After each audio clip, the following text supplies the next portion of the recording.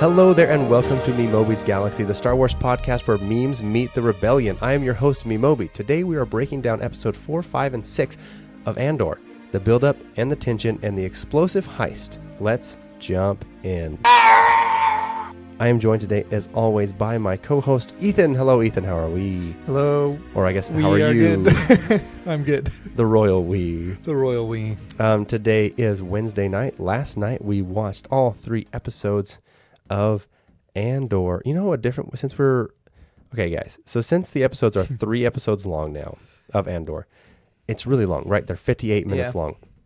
So how we're doing this show now is we're recording them. We're watching on Tuesday and then we're recording on Thursday. Yep, the night after. One thing we could change if we wanted to, we could watch 2 episodes on Tuesday, 1 episode on Wednesday, and then record right after. I think that's a bad idea. Okay, I think that's a bad idea too. I think they released 3 at a time on purpose, and we're going to take away from that. Dude, a lot of people don't watch them all in one night. That's horrible. Like I was talking to my coworker Landon, he said, I'm through the first two episodes. It's pretty good so far. No. Like, man, you got to have the full arc. Yeah, that's what I was excited about with this release. It's 1 year at a time, each 3 episodes. What I will say off the bat is my thoughts on Andor as a whole right now are very, to me, and I've had some controversy saying this on the internet, I really think that it is a show for diehard Star Wars fans. And here's why. Yes, it's not explosive and crazy and big battles, but it's for people that want to see the world of Star Wars. I've had a lot of complaints about the show that it's way too slow. It drags on, nothing ever happens. And in my mind, I'm like, this is what I want. Like, I see them eating cereal. I see them going out for groceries. I love that kind of stuff. Yeah. I love seeing the world building. Yeah, what does it look like to be a human in the Star Wars world? How do I live my life, go shopping, walk around? Who am I going to meet? And it's cool that they show this. I think that's what it's trying to bring a point up in this show is showing that this is what they're fighting for, right? Andor, and Bix, they're in love, right? That's what he's fighting for. He's fighting so that he can have freedom to have this relationship. Yeah. And I think humanizing the rebellion, in episode 4 of A New Hope, that's just we got to stop the Empire because they're bad, right? There's not very nuanced. It's just they're bad. They have a big gun. Let's blow them up. Yeah. And this is showing the buildup of how the rebellion was built, what they're fighting for specifically. Mm-hmm.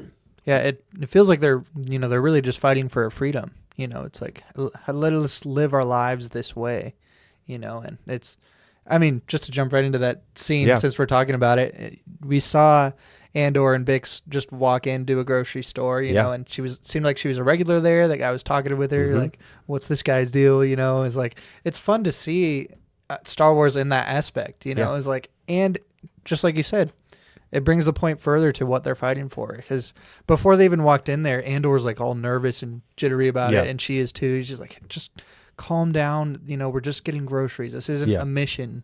After they just got out of a huge mission that we didn't get to see because it's been a year later, which I had some problems with. I was very confused. Right? Yeah, I do like when in movies in general, a trilogy of movies. I like when there's time jumps between, and then they kind of reference things hey, in Star Wars Episode 3. They talk about I saved you for the 9th time. It's hey, that business on Nemoida or whatever doesn't count. I love that little stuff. This one was a little bit more in your face. Yeah. Right, because it starts out and her problem is she doesn't want to she's not used to the war side of things like Andor is, right? Yeah. So in Andor's mind and Luthen's mind, once you're a military operative, you are now you are the problem. You're not you're no longer human. So Bix still has the idea that these are all humans. This is just a kid. He's just trying to do his job. He's just joined. He's not necessarily a bad person. So Andor killing him because he saw her face. She's just trying to deal with that. And I think Andor does a pretty good job of it fades eventually, but I can't not forever, not always. And he said that because she had killed someone, and apparently it was a boy. He killed her. He killed him because he saw her. He did. Sorry. Yeah, and that was what in the dream at the very first with the doctor. That's what that kid was in the last release. No, in this one. Oh yeah. He had her other dream there. So now with that, so it kind of shows how she in the first set of shows she was kind of thriving. with she was in a group of people. But now that when she's isolated, sorry, just real quick, I'm clicking with what you're saying. Right where her dream where she's sleepwalking out with the gun and stuff. And there's another kid there. Yeah, I see what you're saying now. That was supposed to be the. That's what started that conversation that we're talking about. Yes. Yes. Yeah. So when, we did jump ahead there. That was on me. That's true. When Andor leaves in this first episode, he leaves Bix alone, and then she kind of spirals. Right. She starts substance abuse. She starts like just taking takeout, just kind of staying there because she's forced to live in the Empire, the things she hates, right? She's on Coruscant, like with this imperial, like stylistic stuff, like it's very like isolated. And in comparison, when she was living in like a commune style on the farming area in the previous one, she was kind of thriving around people. And like, I think she does well when she's with Andor. And I think Luthen through this whole thing is realizing that like, hey, maybe I do need to have these people together. For instance, later in the final episode, when he puts those two gals back together, what are their names? You're talking about Luthen's spies? Yeah, the two girls in the end. It's so there's not Dedra. Cinta Kaz. Yeah, Cinta, and what's the other girl's name? And then is it Vel? Vel Sartha? Is that Vel. Yeah, Vel. Because before this, they hadn't been together in like a mission or anything, but I think he realized through the Andor and Big situation that, hey, maybe these are actually people. Like, even though he was mad at Andor for coming to him later, he was able to be like, hey, like we're not droids, dude. Like we are people. We actually care about things. Because Luthen, he's pretty much right. Like his monologue in the first season was like, I am doomed to use the tools of my enemy. Like he's becoming kind of imperialistic and just like doing what needs to be done. He's not quite as extreme as Saw Gerrera, but he is. But I think this is him kind of developing. And then obviously he pushed them to go to a planet that wasn't ready, and then they died. Or spoilers. Yeah. Spoilers, by the way. One person dies. I won't say who. I didn't say who died. But Luthen does cause some people. One does die. It wasn't as emotional death probably as could I have guessed wanted. it, though. I mean, I thought they were both going to die. I thought they were both going to blow up. Yeah. Like hugging or something. Yeah, I thought they were both going to die, too. But I think it's going to add to Vel's story of either like of sadness, going away from the rebellion potentially, being too much of it, or going way too deep. Yeah. Because I think we've already gave away who by saying Vel. It's fine. If you're listening to this, hopefully you've watched the latest episodes. We are totally jumping around on this too. By the way. I think it's more just vibes.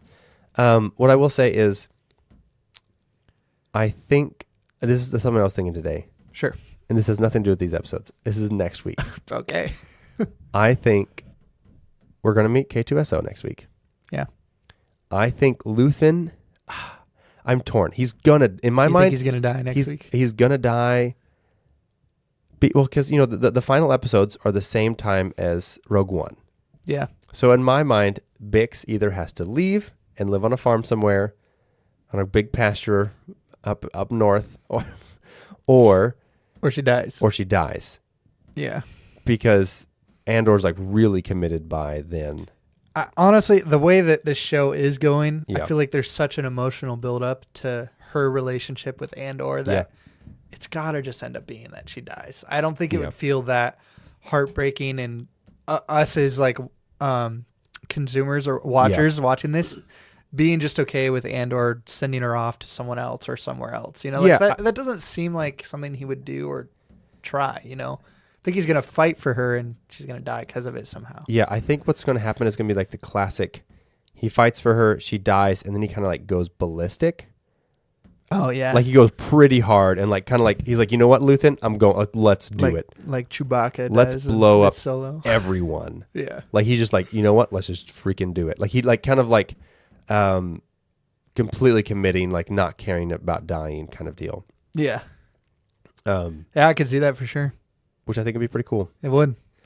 And then that builds into Rogue One really well too, because he's this great pilot, amazing person for the rebels, and he's to see him all of a sudden lose this mindset of I have someone to care about and worry about to I'm just fighting, and I don't care if I die right now. Yep, he's fighting, and he has a droid friend, and that's like it. I think, speaking of that, I think this is why, like last week when I mentioned like how it feels so like Nazi Germany, like Hitler and this whole communist movement thing, I think what they're pointing a really good job to is like, if you think of any like war movie you've watched in the past, something like World War I and World War II and that whole dynamic, or even something like The Patriot, Mel Gibson. I think of something like that when I'm watching this show, because it shows the dynamic of there's still a family that has to live their life, quote unquote, normally, and live through their home and protect their family. And the mom has to worry about her kids and stuff, or the mom has to worry about herself. In this case, it's just Bix, but it really shows how you try and live throughout an ongoing war. It's not something you can just do. And Andor did a good job of explaining that to her, just like you said earlier. It's like, I want to tell you it goes away, but I can't just promise you that. It's doing a really great job of showing what it's like to live through a war. You know, I think the fact that I'm thinking back on other movies like that, like World War I and stuff in the past, they're doing a good job of showing they're currently in war and trying to solve this problem. I mean, on the World War, like the World War situation, it's like the Gorman people are very French coded, right? Yeah. Their language isn't French. I found out. I thought it was, because I don't know. Sounds French. like it. It's based on French, and like they wear little French hats. The streets are smaller. They ride like smaller vehicles. And it's supposed to be kind of like French Revolution type thing when they're fighting against. Yeah, that makes a lot of sense. When they're like, I saw a thing about it, like it was kind of supposed to be, well, potentially related to like when they were fighting back against the Germans originally, when they started like their little underground. Because that's so cool. That's so George Lucas. It is, because he was super into that kind of stuff. Yeah, it's so Star Wars. I see what you mean. This, for true Star Wars fans, this is the right show. Yeah, and like it obviously it's different feel. Than just like a movie, because it's supposed to be longer. I was going to mention that. You said it last night. The comment that some fans are making right now, the music, I do agree. The music does feel different. It does. It's not big orchestra and in your face, but it's also not a movie. Yeah, like you have to remember that it's a show. If you took a lot of it out of context, you'd be like, "This is just some sci-fi movie, like show. Like it looks good, but it's not like it is Star Wars coded. Obviously, we have the Empire, and like it's very Star Wars-y, but it's not traditional. Like it's different than Mandalorian, and like it's very different. It's not as epic of music. It's supposed to be like the low key kind of stuff, I think. Yeah. I still think they're doing a great job all around. Yeah. So with that, another character which is one of my Luthen is my two favorite characters. And I like Andor. Like Andor's really solid. Yeah. Luthen, I love Luthen, and I also love Saw Gerrera. I knew you were gonna say that. So we get like his actual backstory now. So like we Saw Gerrera has been in lore a lot. Yeah. So right, like because he's in Clone Wars, he's in Rebels. Yeah. There's like a whole speech he gives Mon Mothma in Rebels, how he doesn't agree with her. Yeah. Once she becomes the rebel leader, because he is an extremist, but he was in like work camps on its home planet. Yeah. As a kid, and then he was kind of saved by what's the name of the gas that they were harvesting? I don't remember the name of the gas. Oh no, that's embarrassing. The one they were siphoning or whatever. Yeah, the one that he breathes and kind of like it's what ended up saving him, but like it's killing him slowly. Which we were talking about it, but that's most likely his lungs issue. Right, because like his voice by Rogue One is very gone. Yeah. But here's a question: do you think in his little mask in Rogue One he's breathing air, or is he breathing the gas? Because I think he's breathing air. Probably, but a lot of people equate it to like it's almost like a drug where like you're like huffing glue, right? It's not like a good one. Yeah. It's not like a good thing, but like people do it, right? Yeah. Like paint and stuff. Like it's not a good thing to do, but it's kind of like it's kind of like he lives his life between life and death, is what I've heard. He's kind of like it's just kind of how he does his whole philosophy is like we're almost dying, so like let's just do it, kind of deal. And you could see the way he explains it to that kid, he's like, just smell the glue, Yeah, right. Take it in. Well, not the glue, whatever the gas is called. Mm-hmm. But he does. He's like, takes it in, takes off his gas. That was crazy that he did that. His mask, yeah. Because all the other guys weren't there. Yeah. But it kind of shows like the other side of the rebellion, right? His side, where it's it's a little bit more extreme, and it's kind of like real world. Like there are different on these kind of rebellion type World War. Like it feels a lot more like in. Now my question is either a movie or a real story? And I can't remember. In Vietnam, there was a guy who started like a rebellion in Vietnam where he had locals and other warriors and stuff, and he like kind of had like a cult type following to go do like extreme things. It might be, it's probably a movie now that I'm thinking about it. I saw it forever ago, but it's a similar thing. Like he's just like, he kind of preaches, he kind of like brings them up. Like he has a whole different, it's a cool style of group that he carries along with. It's very random because it's not like spy stuff. It's just very just like guerrilla warfare. Yeah. So like he kills a guy and he's just like, look, this proves that he's evil. Now we don't know if that guy was actually a spy or he was just dumb and asking too many questions, because he was asking a lot of questions. Yeah. But was he just a dumb idiot asking too many questions and they thought he was a rebel spy or imperial spy, or they just killed him because they need, so I don't know on that one. I really just don't. Because what it could have been is Saw Gerrera killing him because he knew this other guy could do it better. Because the guy that was being like training him, whatever the kid's name is, our main rebel guy, he could have just killed him and kind of forcing his hand to like, he knows he can do it and he'd rather not trust the idiot to learn it. You know, the way the scene looked to me is he spotted that guy ahead of time. Yeah, because he's kind of like sussing him out. Just I feel like Saw Gerrera is just good that way. Yeah. He's really intuitive. He's noticing things, you know, and he just was like, he realized and felt like that was a time to kind of scare the kid, you know, at the same time and be like, now you know who you're with, you know. I think he just figured it out and it was a spy or something like that. Easily could have been, but like we don't, like it could have just been a manipulation tactic or something. Like he had him there for maybe. Yeah, it really could. Just to get the kid involved, because I think we're going to follow that storyline next week probably. Like I hope we get more Saw Gerrera because I love Saw. Yeah, I hope so. Forrest Whitaker kills it. Such a cool character. I love that. I love it. That was really cool how that kid is like, he's good at doing the whole siphoning process or whatever. And he's, I mean, could you imagine being that kid teaching this guy this whole time that they're like holding you hostage?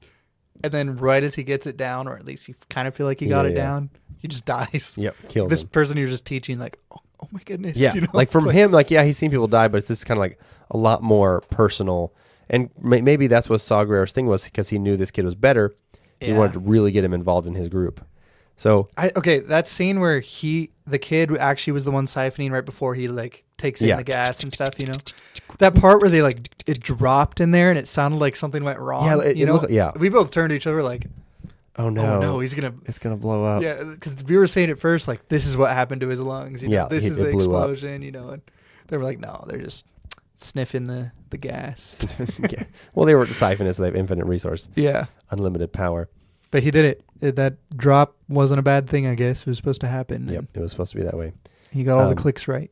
So yeah, I hope we get more Saw. I hope he doesn't die in the next season. Yeah, not gonna happen. Him and his right hand man, Two Tubes. Two Tubes. That's his name. His name is Two Tubes.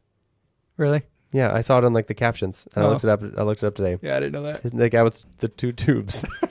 He has a brother too. That's a really creative name. But his brother isn't Two Tubes. I think Saw Gerrera probably gave him the name. What's the big white like Two Tubes Yeti looking guy? What's he called? Do you know his name? I do not know his name off the top of my head, but I did post. I posted a thing about it the other day, and people, because I thought, oh man, this is pretty cool. We should learn more about this guy. And everyone's like, we know that guy. He was in Rogue One. Yeah, duh. And I was like, okay. Here's what they say. That's what they just told me. Moroff. Moroff? Morrof. Moroff from Rogue One. I said, just want to know who this is. Like, watch Rogue One. It doesn't, because I posted a picture about I'm like, I wonder who this new character is in Andor.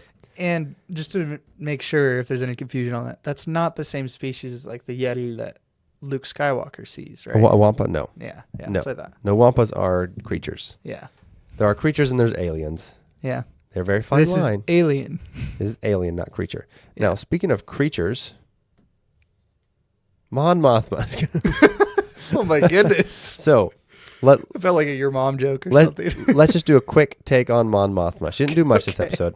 She was fighting pretty hard for legislation. And that showed us how the emperor kind of keeps people in line by fear.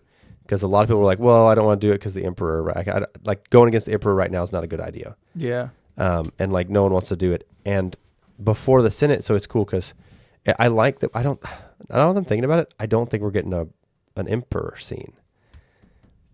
Really? We might get like a hologram, like announcement from the emperor, but we're not getting like flesh Ian McDiarmid emperor.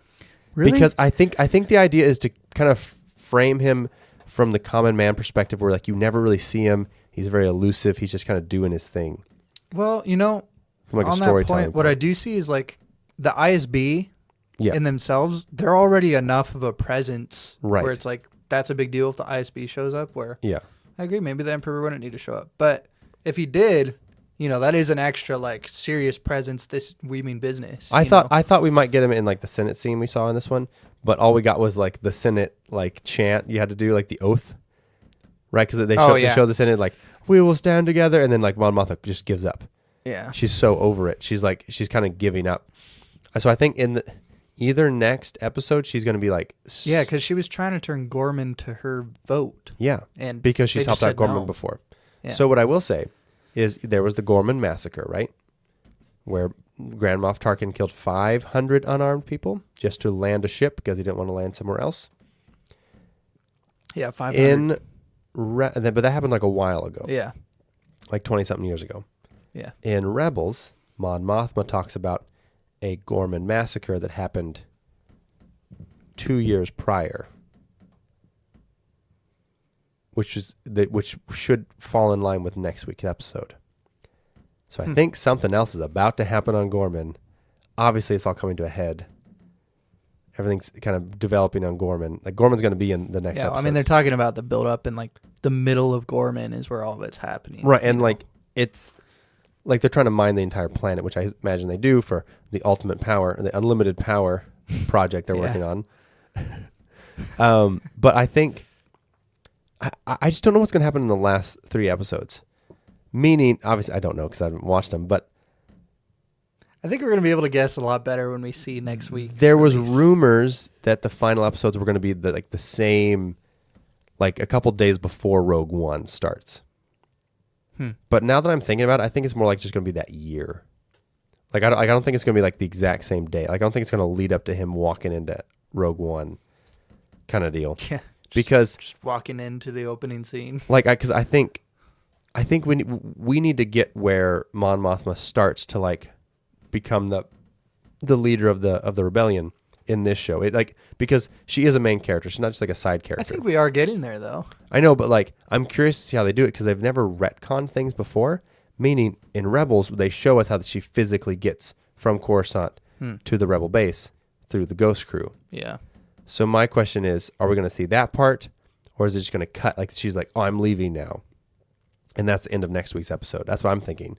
Maybe that's why. And then Rebels happen, and then Luthen Rail maybe dies so that she takes things more seriously and takes it into her own hands. I could see, but here's the thing. So Luthen doesn't have as much emotional weight to Andor. So I think Bix is dying next week, and then Luthen could die the final week easily. I think Luthen could die. I feel like Luthen doesn't have emotional weight with anybody. Right. He's just But I could see him. He's here to win this and not have any loose ends. Just like we were talking about last That's time. true. That's true. But I could see him die in the last episode. That's like how it ends. Speaking of that, you think it's interesting how like Luthen went to the, I'm just going to call it apartment, the like safe house that Bix is in.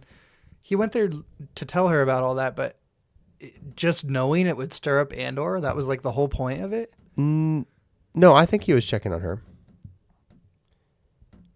The way they were talking about it, though, Bix, I mean, that's Bix why Andor was like took oblivious to it, you know. But I know. Andor took it as like he's doing this on purpose. Oh my goodness! Like, Yeah, I don't think it was. You don't think that was his intent? No, I don't think it was his full intent. Because I was gonna say that doesn't seem like Luthen's style, Yeah, I just know. to like Mess with him. start up drama for no reason. Yeah, I think it was to evaluate her to see how she's doing, not to give her a mission, but like because she is, she's a good asset to them. Yeah, She has done stuff for them in the past, right? Like she was on Ferrix and doing stuff. yeah, like, for sure. But he really, same thing, he wanted to make sure she was ready. But then in the end, right, like the very last thing, she notices the call from Luthen again, and then that was the go to kill the doctor, in the very last of this episode. Which that was cool. That was intense. That was very like cool. her avenging herself. You know, It was. It was kind of like finishing the arc of her dealing with that. Like she went through that. You know, that torture. She was like, "You're gonna experience the same thing right before we." This doctor's like, he's feeling great. Yeah. Like the emperor's about to come see his cool work and gonna teach everybody. He has a little to-go box of cake. Yeah. And then boom, she's there. Everyone just like stoked. Everyone just like was so excited when they saw. I loved his confusion at first too. She walked in. She's like, "How do I know you?" Yeah. You know. And then she's like, and then just knows in her mind because you tortured me. You know. And then to show it, like she's kind of developed even in this 3 episodes, she just kills an Imperial officer. Yeah. Without really thinking. Yeah. Because she had to, but like she's like. So it's showing her like. So I think next week they're gonna be like pretty cool operatives. Yeah, different emotional response to killing him versus what she's explaining to Andor at the very beginning of it. You know, it's like she took one death from Andor killing someone else. Like you don't always think of that to angrily waltzing in there, torturing someone, and then blowing up the place and walking away with a smile with Andor. Yeah, you know, not a smile, kind of like a smirk. Like I don't think Luthen did it for them. Specifically, but I think it was like a 6 alternative motive. Like it is helping them. Yeah. But I think he needed that to happen because it's so she needed it. Yeah, but so it is helping her to get over her past. Yeah. But I think Luthen, like he gives a little speech to Andor about being a leader.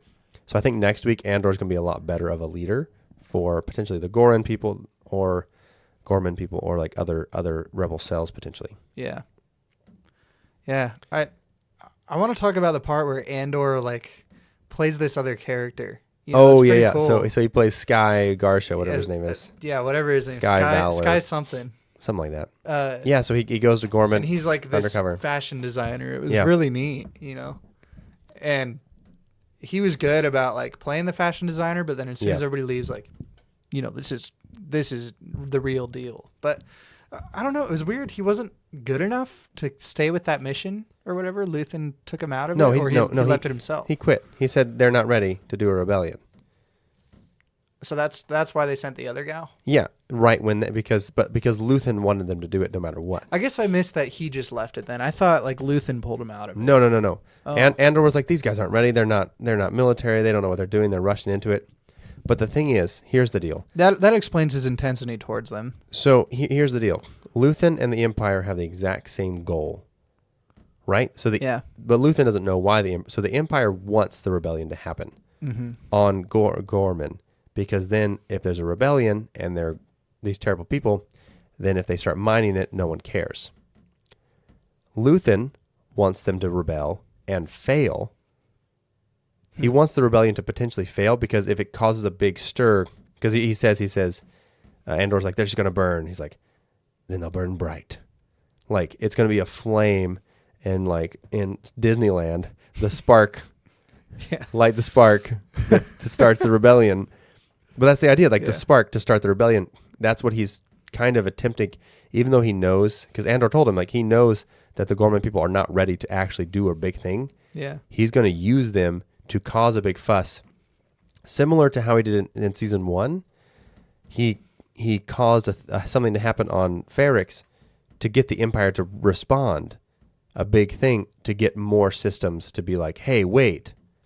So I think he's using. I'm just picturing that going Luthen's way. You know, there's a whole rebellion. They do fail, and I mean, they wouldn't be holding lightsabers, but if they hold their guns in the air, light the spark. You know? People will be very mad about that. Yeah. I think that should stick to be a Disneyland thing only. Yeah. I like that little timeline they have going on at Disneyland. It was fun for us to do at Disneyland. I love Disneyland. And I think at Disney World, Disneyland, they should have their own little story. I think it's great. Yeah. So the more and more the show goes on, I think less likely we're going to get any cameos. But cameos that shouldn't be there. I still think there's a chance we could see Greedo. And we're not getting Greedo. Not a chance. Just one scene, like meeting another Rhodian species. We did get our first cameo. Oh, yeah, Bail Organa. We got Bail Organa, played by a different actor. Yep. I found out why. There was just scheduling conflicts. Oh. The main guy that's a big deal with actors nowadays. The main guy, he just couldn't make it to any of their scheduled stuff.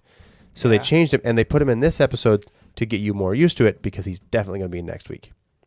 Dang. Because there was no reason to add him if he's not going to be in later. Yeah. It's completely pointless to have him for no reason, a different actor. Yeah. So he's definitely going to be in later episodes, 100%. Yeah, he's got to be. So that means the other guy he won't be then at all.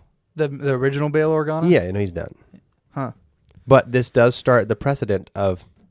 You see, that's such a big deal with actors now and the Disney industry. Like I was reading up on something the other day where, like if you have a scheduling conflict, like you just simply can't work around it because that'll hurt your reputation as an actor. If you quit on something with somebody, you most likely won't ever get a role again. Like I saw this thing. Emily Blunt originally was supposed to have the role for Black Widow. Oh yeah. Yeah, but she had a scheduling conflict, so she couldn't take the role. So then Scarlett Johansson had it. So that just shows, like, Yeah. I'm sure he wanted to play Bail Organa For still, sure. but he probably just couldn't. He played him in Kenobi and stuff, but yeah, it's really interesting. It is interesting, but I'm here for it. Yeah, it's fine, but it does start the precedent where it's like, if Disney wants to recast actors in Star Wars, instead of just doing CGI characters of legacy characters, which I kind of like. I don't want to recast any Luke Skywalker. We're not getting into it, but there are certain characters I don't feel like you should recast unless it's a very big age difference. I am fine with Baylan Skoll. I'd like to see more of him. Yeah, I think I'm worried, but it's gonna be okay. From who I heard, I think it would be cool if he does do it. But the guy from Game of Thrones. Oh, yeah, he is. He is. Okay. They shared pictures of him in full costume the other day.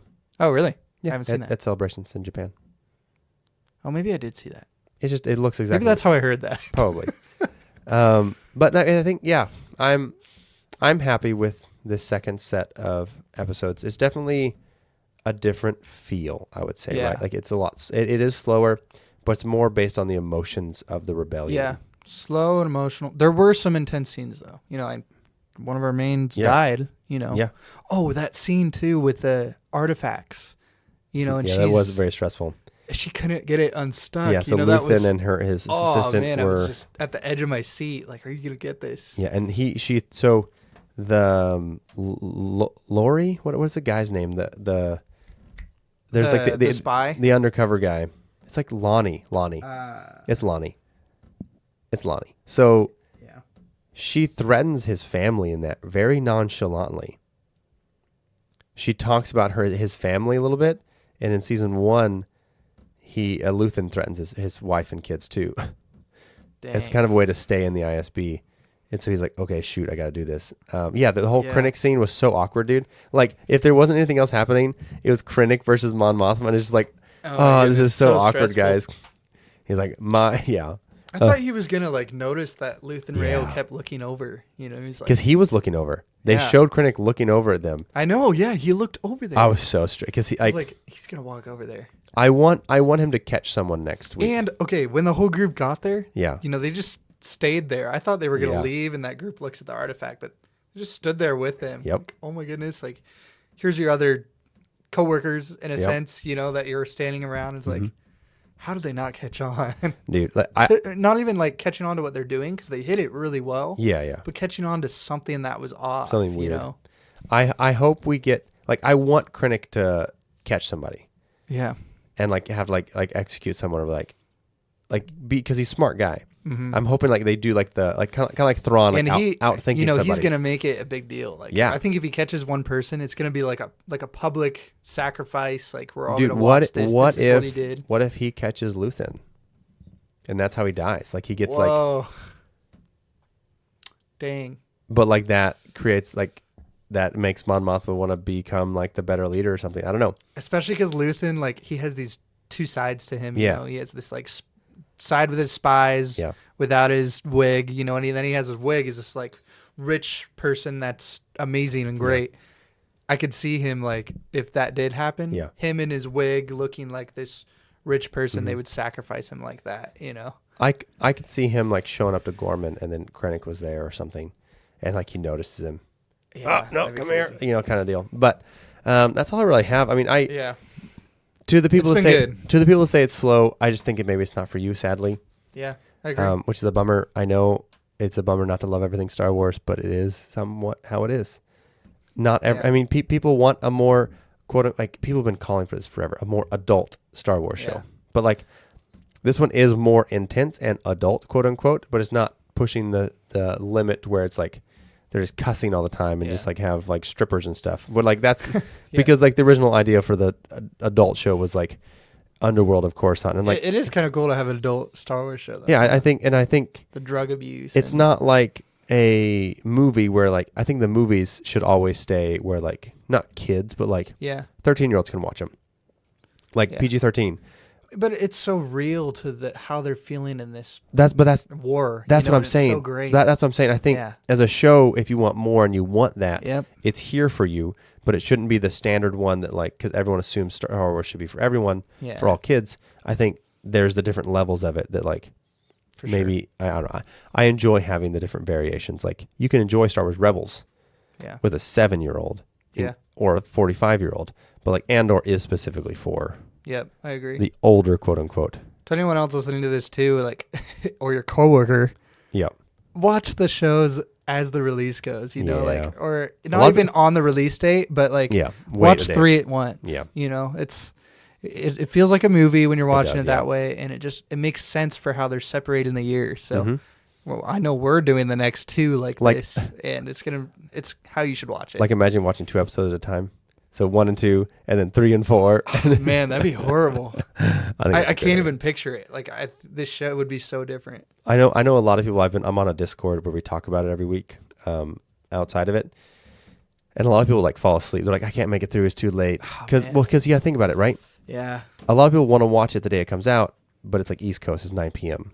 Oh, true. A lot of people aren't able to it's finish. 6 for us. That's easy. And we start like 7:30, but like still, a lot of people just can't make it that long.